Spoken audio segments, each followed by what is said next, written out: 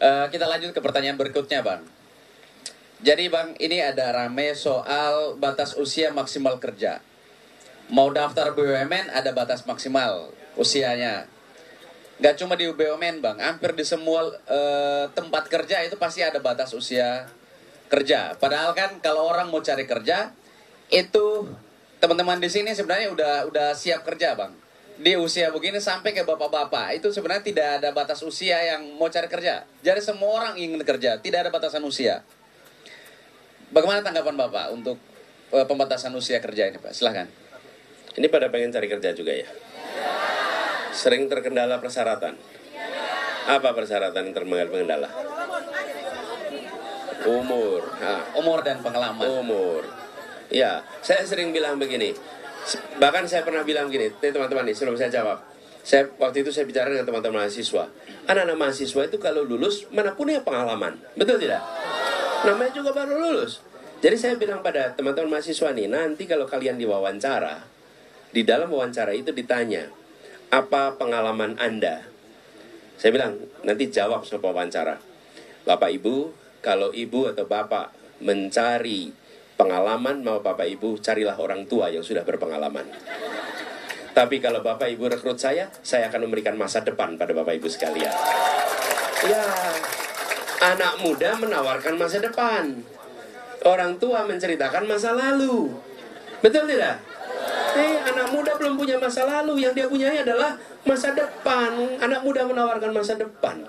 Karena itu, kami berpendapat tidak boleh ada diskriminasi dalam rekrutmen, baik itu berdasarkan umur, berdasarkan gender, berdasarkan sosial budaya, berdasarkan agama. Diskriminasi itu harus ditiadakan. Harus ada kesetaraan kesempatan.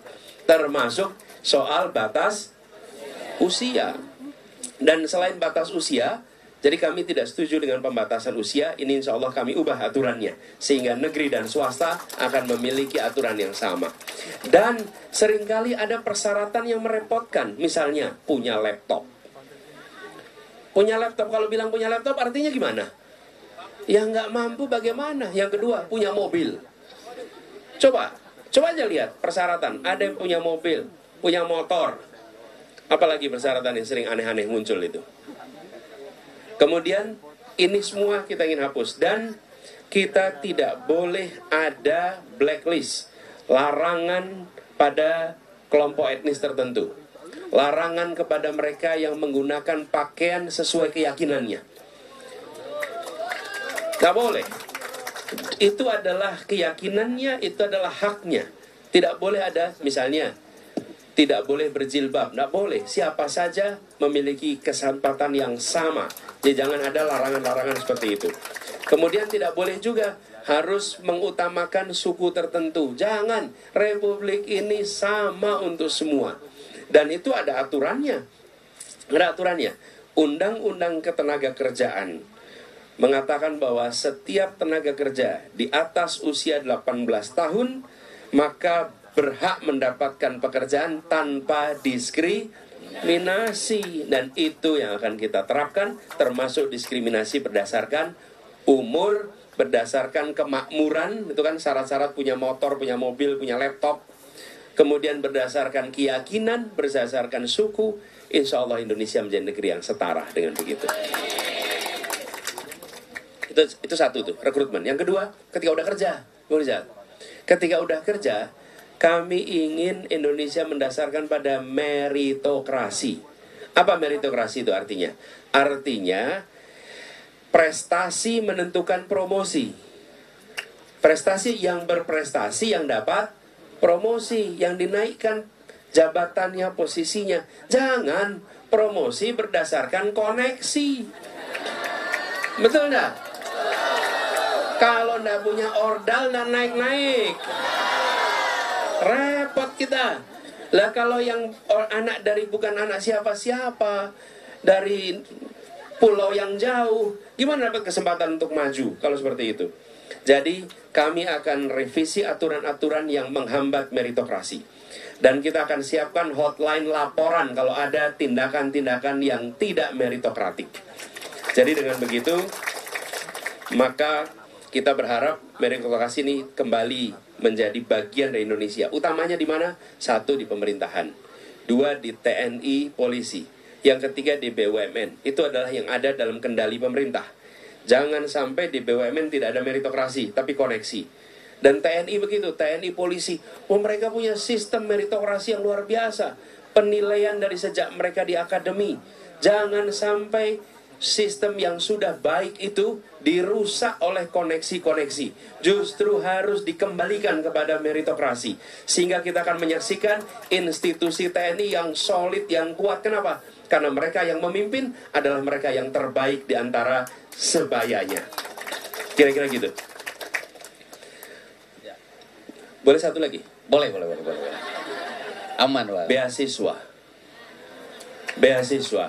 Beasiswa tidak boleh berdasarkan koneksi, tapi berdasarkan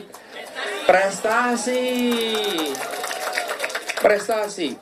Dan ini salah satu penyebab kesulitan untuk bisa naik kelas. Kesempatan beasiswanya ada, tapi yang bisa mengambil adalah mereka yang punya koneksi. Dan ada diskriminasi tanpa disadari. Saya beri contoh. Anda diterima kepada proses beasiswa, lulus. Tapi sesudah Anda lulus, Anda harus mengambil tes A, B, C, D, E. Yang tes-tes itu harganya mahal. Jadi, seperti LPDP misalnya. Sesudah diterima LPDP, nanti mungkin harus tes TOEFL, tes IELTS, tes GRE, tes macam-macam itu. Tes-tes itu murah atau mahal? Mahal. Kursusnya murah atau mahal? Mahal. Nanti bila kami bertugas, itu semua menjadi bagian dari yang tanggung jawab negara, supaya anak-anak bisa ikut dalam proses seleksi itu. Saya adalah penerima beasiswa masa itu.